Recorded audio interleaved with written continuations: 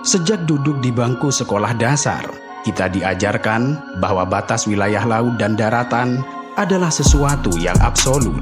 Sebuah ketetapan geografi yang hanya bisa diubah melalui senjata, invasi militer yang berdarah, atau perjanjian diplomasi tingkat tinggi yang memakan waktu puluhan tahun.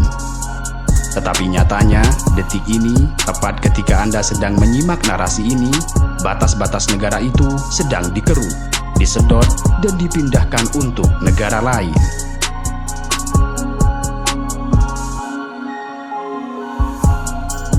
Semuanya bermula dari salah satu pusat keajaiban modern di Asia Tenggara bernama Singapura.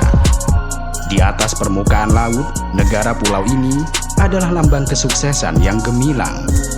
Gedung-gedung pencakar langit yang menjulang angkuh menantang awan, resor kasino Marina Bay yang ikonis dengan desain futuristiknya, serta hamparan taman buatan yang memukau mata dunia, semuanya memberikan ilusi tentang sebuah kemajuan peradaban yang tidak memiliki batas.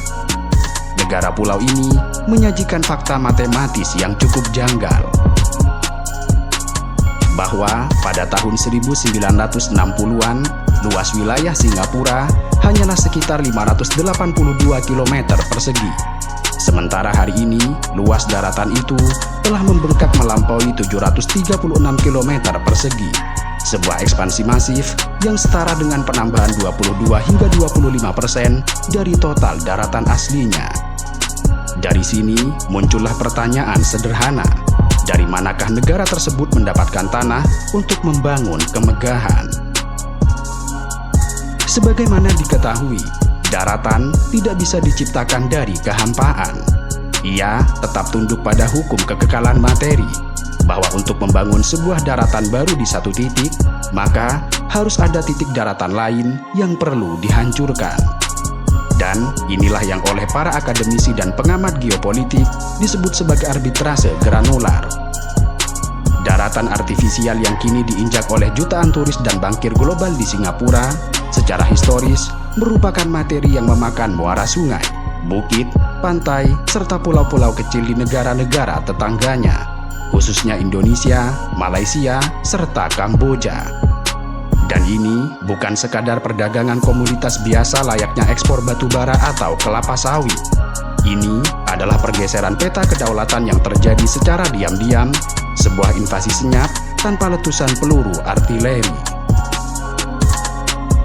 Ribuan ton pasir dan sedimen yang diangkut oleh tongkang-tongkang raksasa setiap harinya secara tidak langsung telah menghapus bentang alam negara-negara tetangga dari peta geografi. Negara-negara pesisir yang sedang berkembang kehilangan ruang hidupnya perlahan-lahan tanpa pernah disorot oleh kilat kamera. Sementara sang negara kota terus bertambah megah, seolah mencuri masa depan tetangganya butir demi butir. Kita selalu diajarkan bahwa pasir adalah sesuatu yang tidak terbatas. Pasir dianggap sama melimpahnya dengan bintang di langit sana. Namun, kenyataan di lapangan sungguh berbanding terbalik dan jauh lebih mengerikan. Hari ini, pasir adalah sumber daya alam yang paling banyak dicuri di planet ini. Posisinya tepat berada di bawah air. Dan untuk memahami seberapa fatal dampak pengerukan pasir ini terhadap kedaulatan sebuah negara, kita tidak perlu melihat terlalu jauh. Cukup arahkan pandangan ke selat Singapura, tepat di garis batas maritim antara Indonesia dan Singapura. Di sana terdapat sebuah kisah ironi geopolitik yang sangat menegangkan mengenai Pulau Nipah, sebuah pulau terluar Indonesia yang nyaris saja terhapus dari sejarah bumi. Pulau Nipah, sebuah pulau kecil tanpa penghuni, memiliki jarak yang sangat mengkhawatirkan dengan Singapura. Hanya berjarak sekitar 10 km dari garis pantai negara tersebut dan berhadapan langsung dengan pelabuhan Jurong yang sangat sibuk. Pada awal tahun 2000-an, pulau ini mendadak menjadi perhatian nasional serta pusat krisis geopolitik. Sebab pulau tersebut hampir sepenuhnya tenggelam ke dasar laut akibat aktivitas penambangan pasir yang luar biasa masif dan brutal. Daratannya dikeruk secara rakus, disedot ke dalam tongkang-tongkang untuk diekspor, baik melalui jalur legal maupun pasar gelap penyelundupan. demi memenuhi rasa lapar proyek reklamasi pantai Singapura yang tidak pernah berkesudahan. Pada puncaknya, kombinasi pengerukan pasir dan abrasi laut membuat pulau ini menyusut drastis, hingga daratannya hanya tersisa 0,62 hektar ketika air laut sedang pasang. Namun pertanyaannya, mengapa sepetak tanah seluas kurang dari 1 hektar ini begitu penting? Dan disinilah hukum laut internasional mulai berbicara. Konvensi Perserikatan Bangsa-Bangsa tentang Hukum Laut mengatur bahwa batas zona ekonomi eksklusif dan laut teritorial sebuah negara diukur dengan menarik garis pangkal dari titik-titik terluar pulau-pulau atau karang yang berada di atas permukaan air pada saat air pasang. Para ahli hukum maritim menyadari bahwa perbatasan ini bersifat ambulatori, yang artinya perbatasan tersebut dapat bergerak atau bergeser mengikuti perubahan fisik garis pantai aslinya. Itu artinya, jika Pulau Nipah dibiarkan terus dikeruk hingga benar-benar tenggelam dan hilang di bawah permukaan laut, maka titik referensi batas tengah maritim Indonesia di wilayah tersebut akan ikut lenyap bersamanya.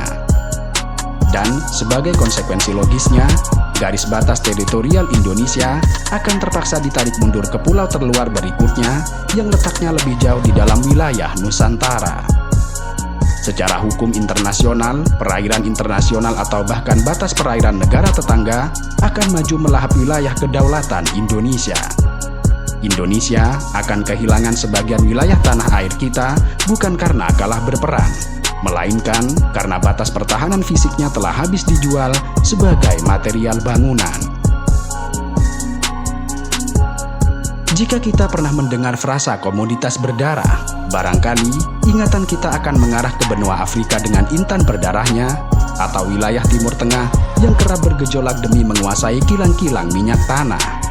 Akan tetapi, realitas modern menyuguhkan narasi baru yang tidak kalah mengerikan.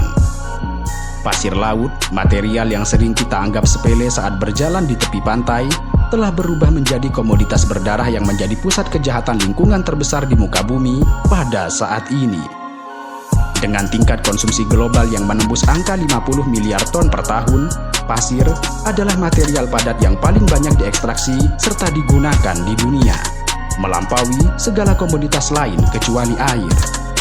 Setiap gedung pencakar langit, setiap inci jalan tol, setiap proyek perluasan bandara, semuanya mengonsumsi pasir dalam skala yang luar biasa. Dan di balik angka statistik yang dingin ini, terdapat jaringan sindikat kejahatan terorganisir yang beroperasi di luar batas hukum.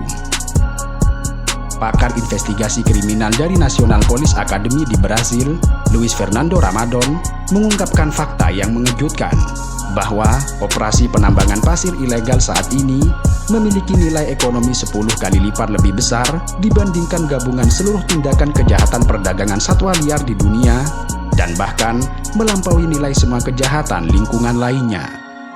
Bisnis kotor ini menjadi magnet bagi para mafia karena menawarkan rute pengayaan yang sangat instan dengan biaya operasional dan risiko penegakan hukum yang jauh lebih rendah ketimbang kartel narkotika atau perdagangan manusia. Sindikat mafia pasir ini bekerja secara terstruktur dan kejam. Mereka merangkul perusahaan-perusahaan cangkang, menyuap aparat keamanan lokal, dan menjalin kolusi erat dengan tokoh-tokoh politik tingkat tinggi demi memuluskan izin operasi mereka. Lalu, ketika ada segelintir warga pesisir atau nelayan yang berani menyuarakan penolakan karena ruang hidupnya dihancurkan, mafia ini tidak segan-segan mengerahkan preman dan kekuatan fisik untuk membungkam mereka. Bumi Indonesia sendiri menyimpan luka sejarah yang dalam terkait kekejaman mafia pasir ini. Di tahun 2015, di wilayah pesisir Lumajang, Jawa Timur, sekelompok masyarakat adat dan petani mencoba melawan operasi penambangan pasir besi dan pasir pantai ilegal yang telah merusak ekosistem pertanian mereka serta mengancam desa mereka dari intrusi air laut. Dua petani berani, yaitu Salim Kancil dan Tosan, berdiri di garis depan perlawanan damai tersebut. Namun, balasan yang mereka terima sungguh sangat kejam. Sindikat tambang yang merasa bisnisnya diganggu mengirimkan regu pelenyap nyawa. Salim Kancil diculik, disiksa secara tidak manusiawi di hadapan publik, dan dihabisi dengan cara yang sangat sadis. Sementara Tosan dianiaya hingga kritis serta mengalami luka-luka parah. Kendati berbagai tragedi kemanusiaan di daratan telah cukup mengerikan, kebisuan di atas permukaan air menyembunyikan sebuah kiamat yang jauh lebih dahsyat di dasar samudera. Di laut lepas, di mana kamera wartawan jarang menjangkau dan mata publik tidak bisa melihat, sebuah mesin pemusnah massal bekerja menguliti dasar bumi. Kapal itu ibarat pabrik perusak keliling yang dirancang untuk satu tujuan, yaitu ekstraksi yang sangat ekstrim. Saat berada di lokasi penambangan, kapal ini akan menurunkan lengan pipa baja hidrolik raksasanya hingga menyentuh dasar lautan, seolah seekor parasit raksasa yang menancapkan belalainya ke kulit inangnya. Ketika mesin pompa dengan kekuatan ribuan tenaga kuda diaktifkan, daya hisap yang dihasilkan sungguh luar biasa mengerikan. Lengan baja itu diseret di sepanjang dasar laut, yang kemudian merobek, menghancurkan, dan menyedot lapisan substrat dasar laut tanpa pandang bulu.